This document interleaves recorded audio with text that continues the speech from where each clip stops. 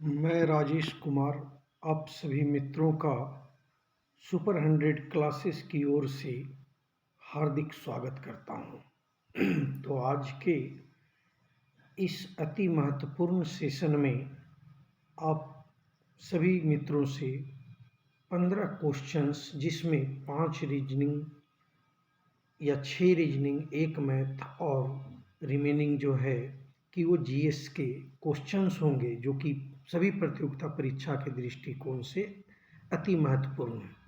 मैं क्लास शुरू करूं इससे पूर्व मैं आपको यह कहना चाहूँगा कि ये 15 क्वेश्चंस को पहले आप अपने लेवल पे बना करके देखें, रोक रोक करके कि इस 15 क्वेश्चंस में आप कितने क्वेश्चंस को सोल्व कर लेते हैं। फिर कुछ रीजनिंग्स के क्वेश्चंस ऐसे हैं, खास करके वो विद्यार्थी जिनको दिक्कत होती है, तो बहुत बारीकी से यदि आप देखते हैं और थोड़ा सा माइंड को शांत रख के समझने की कोशिश करेंगे तो इस क्लास के बाद आज आपकी वो परेशानी दूर हो जाएगी। तो आइए बिना देर किए हुए हम जल्दी जल्दी में इन 15 क्वेश्चंस को देखते हैं। पहला क्वेश्चन है, अमीर खुसरो किसके दरबारी कवि थे? यदि आप जो है अमीर खुसरो, कोई ऐसा विद्यार्थी नहीं है जो कि इनसे अवगत नहीं है। तो ऑप्शन नंबर ए है Alauddin Khilji, option number B है इल्तुतमिश, ऑप्शन नंबर सी है मोहम्मद बिन तुगलक और ऑप्शन नंबर डी है कुतुबुद्दीन ऐबक। तो जब आप देखते हैं तो इसका करेक्ट आंसर जो है वो हो जाएगा ऑप्शन नंबर ए अलाउद्दीन खिलजी। अमीर खुसरो के विषय में आपको जानना चाहिए कि वह कवि भी रहे हैं, इतिहासकार भी रहे हैं एवं संगीतज्ञ भी रहे हैं। वह हिंदी एवं फारसी भाषाओं के विद्वान थे जिन्होंने अपनी कविता में भारतीय पर्यावरण को चित्रित किया है। ये ध्यान रखिएगा, भारतीय पर्यावरण को चित्रित किया है। ठीक है, भारतीय पर्यावरण। चलिए, तो बिना देर किए हुए हम लोग दूसरे क्वेश्चन की ओर बढ़ते हैं। क्वेश्चन नंबर 2 है, हाँ, गोताखोरों द्वारा सांस लेने के लिए उपयोग की जाने वाली गैसें हैं, कौन है बताना है आपको। ऑक्सीजन या ऑर्गन, ऑक्सीजन तथा ऑर्गन, ऑक्सीजन तथा रेडॉन, ऑक्सीजन तथा नियॉन और ऑक्सीजन तथा हीलियम। तो आपका सही आंसर हो जाएगा ऑक्सीजन तथा हीलियम। ठीक है, ओके, अगला क्वेश्चन की ओर बढ़ते हैं। नेक्स्ट क्वेश्चन, केलावेराइट, सॉरी एक सेकेंड, केलावेराइट याद रखिएगा ध्यान से क्योंकि काफ़ी एग्जामों में आ चुका क्वेश्चन है। केलावेराइट और सिल्वेनाइट किस धातु का प्रमुख अयस्क है? ठीक है, तो ये जो है सोना का प्रमुख अयस्क है, ये आप माइंड में रखेंगे। चलिए अगले क्वेश्चन की ओर बढ़ रहे हैं। क्वेश्चन नंबर 4, हाँ, ये भी काफ़ी वीवीआई क्वेश्चन है, ध्यान रखिएगा, एग्जामों में बहुत जल्दी आपको मिलने वाला है। भारत का निम्नलिखित में से कौन सा पोर्ट, पोर्ट मतलब बंदरगाह है ना, डीप वाटर ट्रांसशिपमेंट पोत है? तो अभी हाल ही में काफ़ी चर्चा में रहा है, आप सोचिए कि कौन सा हो सकता है। ऑप्शन नंबर ए है बिंजीजम, बी है कांडला, सी है मार्मुगाओ और डी है स्कूटिकोरिन, जो तूतीकोरिन का ही दूसरा नाम है ना। तो इसका करेक्ट आंसर है बिंजीजम और ये जो है केरल में है। ठीक है, ये केरल में हो गया। फिर कांडला जो है ये गुजरात में हो गया और मार्मुगाओ जो है गोवा में हो गया और तूतीकोरिन आप लोग जानते हैं तमिलनाडु में है, उसी का ये दूसरा नाम है। ठीक है, तो अगले क्वेश्चन की ओर बढ़ते हैं। क्वेश्चन नंबर 5, क्वेश्चन नंबर, हाँ, ये क्वेश्चंस भी काफ़ी इंपॉर्टेंट है, जरा ध्यान रखिएगा, थोड़ा सा इस पे हम लोग बात कर रहे हैं। समाचारों की सुर्खियों में नारंगी अर्थव्यवस्था, जो कि ऑरेंज इकोनॉमी जिसको हम बोलते हैं, का संबंध किससे है? इस क्वेश्चन पे मैं जाऊं इससे पहले आप लोग को मैं एक बात बता देना चाहता हूं कि प्रधानमंत्री श्री नरेंद्र मोदी द्वारा बेब्स, WAVES, बेब्स एक समिट का आयोजन किया गया था महाराष्ट्र में। ठीक है, ये ऑडियो विजुअल समिट था। ठीक है, जिसमें जो है कि आपको एक नए इकोनॉमी के रूप में उस मतलब कि मान्यता दिए हैं, एक तरीके से कह लीजिए। हालांकि वो इकोनॉमी में पहले से ही अपना रोल अदा करते रहे हैं, बावजूद इसके मतलब कि प्रत्यक्ष रूप से उसकी काउंटिंग नहीं होती थी, लेकिन इसका पर्पस वही था। तो अब आते हैं ऑप्शन ए की ओर। तो संतरे की खेती, ऑप्शन बी रेशम उद्योग, ऑप्शन सी सृजनात्मक अर्थव्यवस्था, ऑप्शन डी खाद्य प्रसंस्करण उद्योग। तो आपको जैसे ही मैंने यहाँ पे ऑडियो विजुअल की बात कर दिया तो आपको ये समझ जाना चाहिए कि न तो ये होगा, न तो ये होगा, न तो ये होगा, तो क्या हो जाएगा, सृजनात्मक अर्थव्यवस्था। ठीक है, चलिए अगले क्वेश्चन की ओर बढ़ते हैं। Question number 6, Srirangapattam. श्रीरंगपट्टम की संधि कब हुई थी? आप लोग जानते हैं कि बहुत सारे एग्जामों में पूछा जा चुका है। तो बताइए कौन सा होगा। Option number A 1769, option B 1784, option C 1792, option D 1799। तो आपका करेक्ट आंसर हो जाएगा 1792। ठीक है, अगले क्वेश्चन की ओर बढ़ रहे हैं। हाँ, इस क्वेश्चंस पे मैं आपसे डिस्कस करूंगा क्योंकि ये क्वेश्चंस डिस्कस करने योग्य है। देखिए, किस विश्व धरोहर स्थल, सबसे पहले तो अब विश्व धरोहर स्थल ये ध्यान रखिए जो यूनेस्को द्वारा, है ना, हर वर्ष जो है किसी न किसी को शामिल किया जाता है दुनिया के देशों में। तो वो यूनेस्को द्वारा जो है कि किस, मतलब वो बोल रहा है कि विश्व धरोहर स्थल को मुगलों का कब्रिस्तान कहा जाता है। तो आइए पहले क्वेश्चंस देख लेते हैं। किस विश्व धरोहर स्थल को मुगलों का कब्रिस्तान कहा जाता है? ऑप्शन ए हुमायूं का मकबरा, ऑप्शन बी महाबोधि मंदिर परिसर, option C Qutub Minar, option D Lal Qila. तो निश्चित रूप से आप लोग समझ चुके हैं, है ना, और बिल्कुल आप सही सोच रहे हैं। ऑप्शन नंबर ए हुमायूं का मकबरा। लेकिन अब आपको यहाँ पे रुक करके थोड़ा सा इसके पॉइंट्स को जानने चाहिए कि ऐसा क्यों है। तो सबसे पहला बात, जैसा कि आप जानते हैं कि हुमायूं का मकबरा कहाँ है, तो दिल्ली में है ये। ठीक है, और इसको जो है मुगलों का कब्रिस्तान कहने के पीछे का मेन रीज़न ये है कि मुगल परिवार के काफ़ी सदस्यों की कब्र जो है यहाँ पे है, जिसमें से हुमायूं हो गए, दारा शिकोह हो गए, जहांदार शाह हो गए, फर्रुख सियर हो गए एवं आलमगीर द्वितीय हो गए। मतलब इन सभी की जो है कब्रें हुमायूं का मकबरा में है, जो कि दिल्ली में अवस्थित है। अच्छा, इसका निर्माण किन्होंने करवाया था ये भी आपको जानना चाहिए। तो इसका निर्माण 1562 ईस्वी में जो है हुमायूं की पत्नी हमीदा बानो बेगम के द्वारा करवाया गया था। और इसके वास्तुकार जो थे वो थे मिर्जा गयास, नाम ध्यान में रखिएगा, वास्तुकार मतलब जो आर्किटेक्चर थे उसके वो थे मिर्जा गयास। ओके, मिर्जा गयास। अब जैसे हमने बात किया कि विश्व धरोहर स्थल में, तो इसको जो है यूनेस्को द्वारा 1993 ईस्वी में विश्व धरोहर स्थल में शामिल किया गया था। तो ये सभी पॉइंट आपके माइंड में होने चाहिए। चलिए आगे बढ़ते हैं अगले क्वेश्चंस की ओर। अगला क्वेश्चंस काफ़ी महत्वपूर्ण है और इसको बनाते समय रुक जाइएगा क्योंकि इसमें बहुत सारे पॉइंट्स हैं जो कि नो डाउट कि आप आंसर दे देंगे, वो मुझे पता है, लेकिन एक एक पॉइंट आपके माइंड में होना चाहिए क्योंकि क्वेश्चंस किसी भी पॉइंट से आ सकता है। तो चलिए पहले क्वेश्चंस पढ़ते हैं बहुत बारीकी के साथ। कहता है स्वतंत्रता से पहले भारत की राष्ट्रीय आय की गणना के लिए कदम उठाने वाला वह उल्लेखनीय व्यक्ति कौन था? अब यहीं पे देख लीजिए कि मतलब स्वतंत्रता से पहले भारत की राष्ट्रीय आय की गणना, यहीं आपके माइंड में आ गया होगा आंसर। लेकिन अब आगे वाले सभी पॉइंट को आप समझते जाइए। जिन्होंने धन प्रवाह के सिद्धांत का प्रतिपादन किया, पॉइंट नंबर 1 हो गया। फिर है poverty and un British rule in India की रचना की, मतलब इस बुक की, एक बुक है poverty and un British rule in India. तो ये दूसरा चीज़ हो गया, मतलब अभी तक 3 पार्ट आ गए आपके पास कि स्वतंत्रता से पहले राष्ट्रीय आय की गणना, उसके बाद धन प्रवाह के सिद्धांत का प्रतिपादन, फिर उसके बाद है poverty and un British rule in India. ये 3 पॉइंट आ गए। तथा अब आगे कि यह लिखा कि भारतीय राष्ट्रवादी नेताओं ने 1880-85 के मध्य आर्थिक नीतियों की प्रकृति का भारत के आर्थिक राष्ट्रवाद के युग के रूप में चित्रित किया। ये अति महत्वपूर्ण पॉइंट है। ये भी किन्होंने चित्रित किया, जो ये सारे काम कर रहे हैं वही वो भी चित्रित किए हैं। अब इसके अतिरिक्त भी देखिए, इसके अतिरिक्त उन्होंने उदारवादी दल के टिकट पर ब्रिटिश हाउस ऑफ कॉमन्स, ठीक है, में चुने जाने वाले प्रथम भारतीय भी बने। मतलब कहीं से भी ये क्वेश्चंस आ सकता है, इसीलिए बहुत सतर्क रहिएगा। अब देखते हैं कि ये सारा चीज़ किन्होंने किया है। ऑप्शन है लॉर्ड सिन्हा, दूसरा में सत्येंद्रनाथ टैगोर, तीसरा में दादा भाई नौरोजी और ऑप्शन डी में है इनमें से कोई नहीं। तो आपका करेक्ट आंसर जो हो जाएगा, आप बिल्कुल सही सोच रहे हैं, बिल्कुल सही है, करेक्ट आंसर आपका हो जाएगा दादा भाई नौरोजी, है ना, दादा भाई नौरोजी, ऑप्शन नंबर सी। ठीक है, तो चलिए अब हम लोग अगले प्रश्न की ओर बढ़ते हैं।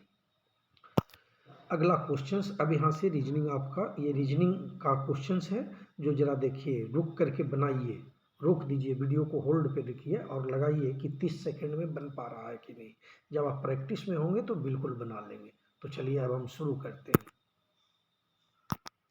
आप देखिए इसमें कुछ भी नहीं है, 18 18 मतलब 18 गुना 1 तो 18 हो जाएगा, 18 इंटू 2 तो 36 हो जाएगा, 18 इंटू 3 तो 108, मतलब 36 इंटू 3 तो 108 हो जाएगा, और 108 इंटू 4 तो 432, तो 432 इंटू कितना होना चाहिए आप ही बताइए, 1 2 3 4, तो अगला 5 से गुना हो जाएगा, तो 432 और इंटू 5 कर देंगे, है ना। तो अब देख लीजिए, 5 दूना 10, तो जीरो किस में है, एकमात्र में इसमें है, यानी ऑप्शन नंबर डी, और गुना कर लेंगे तो 2160 आ जाएगा। चलिए अगले क्वेश्चंस की ओर बढ़ते हैं। ये रहा एक क्वेश्चंस जो कि मैथ का क्वेश्चंस है, और अक्सर आप एग्जामों में देखते होंगे कि इस प्रकार के क्वेश्चंस आते हैं। कहता है एक कक्षा में 28 छात्रों की औसत आयु 15 वर्ष है, यदि शिक्षक की आयु भी इसमें सम्मिलित कर दें तो औसत आयु 1 बढ़ जाता है, तो शिक्षक की आयु क्या होगी। देखिए इसको बनाने के दो तरीके हैं। यदि आप ट्रिक पे बनाते हैं तो बहुत आसानी से बनते हैं, ठीक है। और मान लिया जाए कभी एग्जाम में ट्रिक याद न रहे तो लॉन्ग मेथड भी आपको पता होना चाहिए। तो आज हम दोनों तरीके से आपको इसको बताते हैं, बस 1 मिनट माइंड शांत रखिएगा। यहाँ जितना भी छात्र दे दे या व्यक्ति दे दे, खास करके जब इस प्रकार के क्वेश्चंस रहेंगे तो सबसे पहले वो लिख लीजिए आप, ठीक है। और उसके बाद जो शिक्षक को शामिल कर दें या किसी व्यक्ति को शामिल कर दें, जितने व्यक्ति को शामिल करना है वो, तो यहाँ तो शिक्षक है, एक ही व्यक्ति है, तो यहाँ पे एक शामिल कर दीजिए, ठीक है। औसत आयु में कितना वृद्धि हो जा रहा है, जितना भी वृद्धि होगा वही वाला यहाँ पे क्या कर देंगे हम, ऐड कर देंगे, और फिर प्लस आपका ये वाला जो है, जो उसकी औसत आयु रहेगा उसको भी आप ऐड कर दीजिए, ठीक है। तो यहाँ पे कितना हो गया, 8 1 9 5 14 और 3 1 2 1 3 1 4 44, तो ये आपका करेक्ट आंसर 44 हो जाएगा। तो ये तो हो गया शॉर्ट ट्रिक जो कि आपके माइंड में रहनी चाहिए। और यदि ये नहीं तब क्या कीजिएगा, तो थोड़ा सा लॉन्ग मेथड को भी हम लोग देख लेते हैं। आइए देखिए, सबसे पहले जब ये कह दे कि 28 छात्रों की औसत आयु इतना है, तो कुल आयु पहले निकालिए कि उन 28 छात्रों की कुल आयु क्या हो जाएगी, तो 28 गुना 15 कर दीजिए, है ना, 28 गुना 15 कर देंगे, तो इक्वल टू कितना हो जाएगा, जरा देख लेते हैं हम लोग, 15 8 20 से कि 0, बाकी कितना हो गया 12, और 15 दूनी 30 और 12 42, यानी 420 हो गया, ठीक है। अब कहता है कि यदि शिक्षक की आयु सम्मिलित कर दिया जाए, तो 28 तो पहले छात्र थे और एक क्या हो गए, शिक्षक हो गए, यानी 29 हो गया, है ना। ये 29 में औसत 1 बढ़ जाता है, तो औसत पहले कितना था, 15 था, तो 15 इसमें 1 बढ़ गया तो कितना हो गया, 16, है ना। तो ये क्या हो जाएगा, ये 29 और इंटू 16, ये टोटल हो गए। अब इसको गुना कर दीजिए तो क्या आ जाएगा, 16 44, यहाँ 4 बच गया 14, और 16 दूनी 32 और 14 कितना हो जाएगा, 32 और 14 तो 6 हो जाएगा, है ना, 32 और 4 36 10 46, 464 हो गया, ठीक है। अब देखिए इस 464 किसका हो गया, ये टीचर सहित हो गया, है ना, टीचर सहित सभी विद्यार्थी हो गए। तो अब क्या बोल रहा है कि शिक्षक की आयु ज्ञात करें, तो बस ये जो कुल निकाले इसमें ये माइनस कर दीजिए, तो 464 और माइनस 420, अब देखिए 464 और माइनस 420, तो कितना आंसर आ जाएगा माइनस करने पर, 44, तो आपका ऑप्शन नंबर सी। तो आप इस दोनों तरीके से आप अपने माइंड में रखें, मान लिया जाए ट्रिक भूल जाते हैं तो इस मेथड से चले बनाया जाए, है ना। चलिए अगले क्वेश्चंस की ओर बढ़ते हैं, और वो जो है डायरेक्शंस बड़ा ध्यान में रखिएगा, 5 क्वेश्चंस हैं और आज आपको सीख जाएंगे। जो विद्यार्थी नहीं जानते हैं, यकीन मानिए यदि आप 2-3 मिनट माइंड शांत रखें तो वो सभी के सभी क्वेश्चंस आज आपके दिमाग में होंगे। तो चलिए बिना देर किए हुए आगे बढ़ते हैं। देखिए, आप जो सभी विद्यार्थी ये जान रहे हैं कि अक्सर कूट वाले क्वेश्चंस एग्जाम में देते हैं, और चूंकि अब ये 5 क्वेश्चंस इसी पे आश्रित है तो आपके ध्यान में ये बातें रहनी चाहिए कि इसको सोल्व कैसे करेंगे। इसलिए माइंड को बड़ा स्थिर रखिए। आज जो तरीका बताने जा रहा हूँ, हो सकता है 2 मिनट में ज़्यादा लगा दूंगा। रीज़न क्या है कि आपको समझना, और मैं समझा पाऊँ तो मेरा मेहनत सफल हो जाएगा, और आप समझ गए तो आपका मेहनत सफल हो जाएगा। तो चलिए शुरू करते हैं। कहता है, निर्देश प्रश्न 11 से 15 तक के लिए है। निम्नलिखित जानकारी का ध्यानपूर्वक अध्ययन कीजिए और दिए गए प्रश्नों का उत्तर दीजिए। तो देखिए, यहाँ पे जब इस प्रकार क्वेश्चन रहे कि कूट भाषा में कुछ दिया गया है ना, तो इसकी एक रूल्स है। जैसे ये फर्स्ट लाइन को भी हम ले रहे हैं। कहता है, ट्राई रूम हिडन पेपर। ठीक है, यहाँ पे देखिए स्पेलिंग गलत है, डबल डी होना चाहिए था, लेकिन चलिए वो आप समझ जाएंगे। तो ट्राई रूम हिडन पेपर को PNADRSQUT और ELI के रूप में लिखा जाता है। ठीक है, इसमें हमेशा क्या कीजिएगा कि पहले ये जान लीजिए कि यहाँ पे कितने वर्ड हैं, 1 2 3 4 है ना। ये जो 4 वर्ड है तो इसके 4 कुट दिए हुए हैं, PNADRSQUT ELI। और मेरे क्लास के सभी स्टूडेंट्स ध्यान देंगे, आप सबको बहुत बारीकी से बताया हुआ है।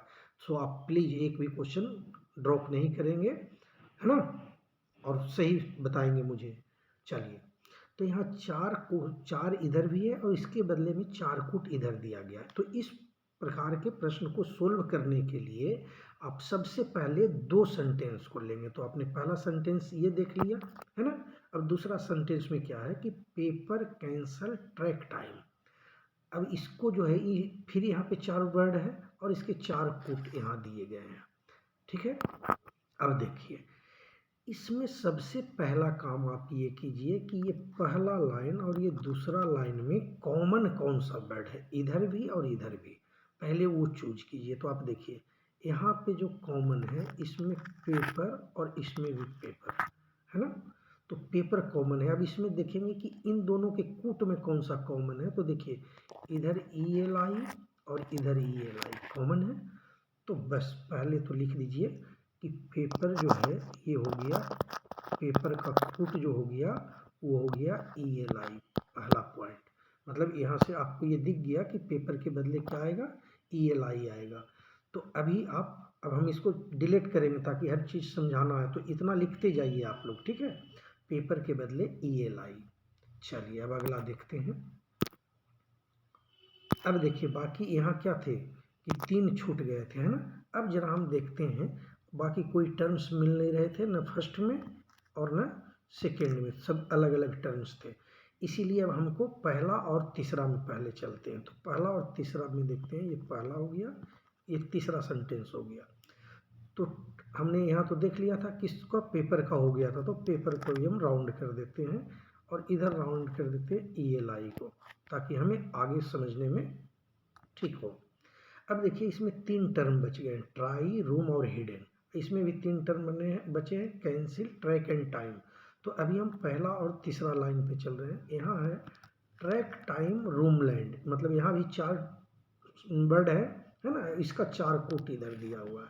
तो पहले पहला और तीसरा में अब देखते हैं कि जो इसमें कोई और मिल रहा है क्या। तो देखिए, यहाँ जो है ट्राई और रूम, यहाँ क्या है, ट्राई और रूम। यहाँ भी आपका क्या है, ट्राई एंड रूम। अब देखिए, इन दोनों में मतलब पहला और तीसरा के कूट में क्या क्या मिल रहा है। तो पहला में भी PNA है, यहाँ भी PNA है ना। तो एक तो PNA हो गया है आपका। ठीक है, अब फिर और क्या मिल रहा है, QUT। तो एक जगह पे आप फिर लिख दीजिए ट्राई रूम, ऐसे ट्राई रूम। और ये ट्राई रूम लिखने के लिए यहाँ डैश दे दीजिए और लिख दीजिए PNA एंड QUT, है ना। आप लोग कर लेंगे, क्योंकि हमको पेन से लिखना पड़ रहा है तो स्पष्ट नहीं हो रहा, चूँकि मैं बोल रहा हूँ तो आप समझ जाएंगे। लेकिन ये ट्राई रूम दोनों वर्ड के लिए ये कॉमन हो गया है, PNA एंड QUT, समझ रहे हैं। अभी तक क्लियर नहीं हुआ, क्लियर अभी आगे चल करके होगा।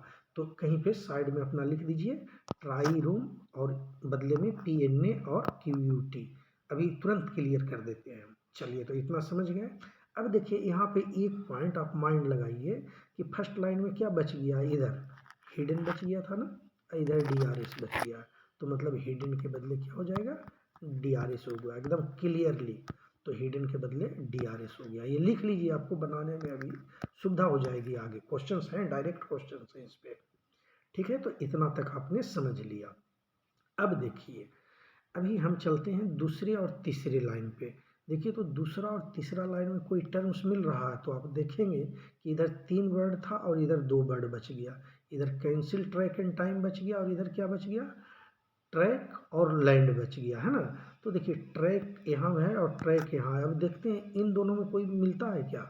तो जब आप मिलाएंगे तो देखिए BTR है ना, BTR और BTR मिल रहा है। डेट मीन्स ट्रैक के बदले क्या हो गया, BTR। तो ये भी आप लिखिए साइड में, ट्रैक, ट्रैक के बदले हो गया BTR, ठीक है। ट्रैक के बदले BTR है। अब ध्यान लगाइए कि यहाँ क्या बच गया, यहाँ बच गया आपका लैंड, है ना। तो लैंड के बदले क्या यहाँ बचा हुआ है, X/R। तो इसमें हम लोग लिख लेते हैं कहीं पे कि लैंड, लैंड के बदले हो गया आपका X/R, लैंड के बदले X/R होगी, X/N है, सॉरी X/N है, हाँ X/N है। तो ये आप लिख लीजिए। अब देखिए इसमें आपको क्या क्या बच गया, एक तो ये ट्राई रूम के बदले ये 2 बच गया है पहले वाले में। अब हमारे पास क्या था, ये ट्राई रूम आ गया।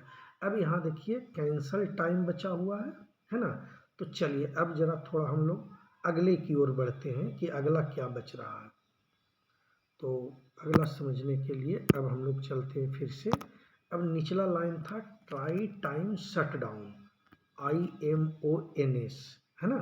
तो पहला में जो ट्राई रूम हम लोग लिखे थे, ट्राई रूम के बदले क्या लिखे थे, PNA और प्लस क्या लिखे थे, QUT, है ना। अब यहाँ देखिए, यहाँ ट्राई है ना लास्ट वाले में। तो ट्राई टाइम शट डाउन, तो अब देखिए तो ट्राई टाइम PNA और QUT, तो यहाँ QUT मिल रहा है ना आपको, यानी इस ट्राई के बदले जो है क्या आ गया, ट्राई के बदले QUT आ गया। तो साइड में आप कर दीजिए एकदम क्लियर अब कि ट्राई के बदले QUT आ गया। अब फिर यहाँ रूम जो अभी हम लोग बात किए थे ट्राई रूम का, तो यहाँ रूम एक सिंगल बच गया और यहाँ फिर क्या बच गया, PNA, यानी रूम के बदले क्या हो जाएगा, PNA। तो एकदम लिखते जाइए कोड, ताकि आप एकदम क्वेश्चन सभी आसानी से बना लीजिए, ठीक है। तो ट्राई का काम हो गया। अब बच गया टाइम, तो टाइम यहाँ बच गया और टाइम इसमें था, ठीक है। तो हम लोगों जो टाइम था, तो यहाँ क्या बचा था, 2 चीज़ बच गया था, एक कैंसल टाइम है ना, और कैंसल टाइम के बदले जो हम लोग के पास बचा हुआ था, वो बचा हुआ था AXT और SNS बचा हुआ था, SNS बच गया था। अब देखिए, अब देखेंगे कि इन तीनों में, है ना, क्या मिल रहा है इन तीनों में, और इधर जो टाइम है इसमें कैंसल टाइम में, तो यहाँ पे देखिए तो क्या मिल रहा है, SNS यहाँ भी है और SNS यहाँ भी है ना। तो टाइम के बदले क्या हो जाएगा, SNS हो जाएगा, नोट कर लीजिए, टाइम के बदले SNS, ठीक है। अब जब टाइम के बदले SNS निकल गया, तो कैंसल यहाँ बचा हुआ है, तो बचा हुआ जो एक चीज़ था कैंसल के लिए क्या हो जाएगा, AXT हो जाएगा, है ना। तो अब ये सभी आपके क्लियर हो गए। अब यहाँ जो निचली लाइन में हमें क्या बच गया है, शट डाउन बच गया है ना। और शट डाउन के लिए एक टर्म ये है IMO और एक है CEF, कहीं लिख लीजिए आप, शट डाउन अभी हम लिख देते हैं ताकि आपको रिमाइंड रहे, है ना। देखिए जो हम बात कर रहे थे कि जो निचली लाइन में बच गया है, ये 2 टर्म्स बच गए हैं, शट डाउन और बच गया था IMO, है ना, और उसके बाद बच गया था CEF, ठीक है। तो अब ये कोडिंग हो गया है आपका। अब जरा हम लोग क्वेश्चंस की ओर चलते हैं, आइए देखते हैं। देखिए बहुत यदि इतना समझ चुके हैं तो आसानी से आप क्वेश्चन बना लेंगे। तो क्वेश्चंस के लिए क्या है, ये देखिए क्वेश्चंस एसएनएस का एक सेकेंड, हाँ एसएनएस है ना, एसएनएस का क्या अर्थ है। तो अभी हम लोगों ने क्या देखा था, एसएनएस का टाइम देखा, तो ऑप्शन नंबर बी आपका सही हो जाएगा। ठीक है, फिर अगले क्वेश्चंस की ओर बोलते हैं शट डाउन। अभी लास्ट लाइन वाले पे हम लोगों ने चर्चा किया कि शट डाउन के लिए क्या दो टर्म बच गए थे, तो आईएमओ और सीईएफ बच गए थे, तो ऑप्शन नंबर ए सही है। फिर जो है अगला क्वेश्चंस की ओर बढ़ते हैं। हिडन, आपको देखिए फर्स्ट लाइन में जो लास्ट में हम बताए थे कि एक बच गया था हिडन के लिए, तो क्या बच गया था, डीआरएस बच गया था, है ना, तो ऑप्शन नंबर ए सही है। फिर क्वेश्चंस नंबर अगले 14 की ओर बढ़ते हैं। तो देखिए अभी लैंड पे हमने जोर दे करके बताया था कि लैंड बच गया है, तो लैंड के लिए क्या है, एक्स बाई एन, अच्छा एस लिखा गया है, इसको एक्स कर दीजिएगा, है ना, एक्स बाई एन हो जाएगा, x by an option number D हो जाएगा।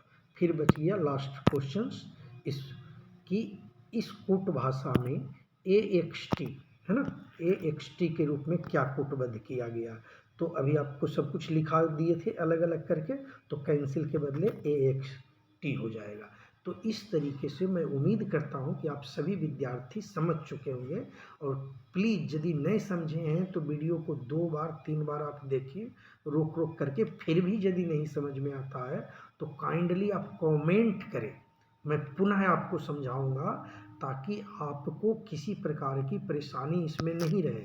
और यदि आप लोग चाहेंगे तो इसी प्रकार से लगातार हम संख्या बढ़ाते हुए मैथ और रीजनिंग के क्वेश्चंस भी ऐड करते चला जाऊंगा, ताकि आपको देखिए इससे किन किन एग्जामों का फ़ायदा मिलेगा। एक तो आपका पहले एईडीओ हो गया, ठीक है, इसके बाद बिहार एसएससी हो गया, उसके बाद बिहार एसआई हो गया, ठीक है, हर चीज़ में आपको काफ़ी बेनिफिट मिलनी है। और लगे हाथ यदि आप ये तीनों पोर्शन कर रहे हैं तो आपके लिए एक अच्छा अपॉर्चुनिटी बन रहा है कि आरआरबी से जो एनटीपीसी से जो रिजल्ट आ रहे हैं, मतलब नोटिफिकेशन अभी आने वाले हैं और फॉर्म भराने वाले हैं, तो तीनों पोर्शंस आपका यहाँ से कंप्लीट हो जाएगा। लेकिन ये सब कुछ आपकी चाहत पे निर्भर करती है कि आप क्या चाहते हैं, हम उसी अनुकूल वीडियो को आगे बढ़ाते रहेंगे। सो धन्यवाद दोस्तों, आप लोग यदि इससे कुछ भी ज्ञान अर्जित कर पा रहे हो तो मुझे बहुत प्रसन्नता हो रही है। ठीक है, तो आज वीडियो लंबा हो गया है, इसलिए इसको अब मैं यहीं पे स्टॉप करता हूँ। यदि आपको यह वीडियो अच्छा लगा है तो कृपया चैनल को सब्सक्राइब करें, ताकि जैसे ही कोई सेट आए तो तुरंत आप तक नोटिस पहुंच जाए। तो चैनल सब्सक्राइब करें, वीडियो को लाइक करें और अपने दोस्तों के साथ शेयर करें, ताकि मेरा मोटिवेट हो सके और मैं बेहतरीन तरीके से लगातार क्रम में आपके लिए क्वेश्चंस ला सकूं। तो चलिए नमस्कार, फिर मिलते हैं कल दीपावली के शुभ अवसर।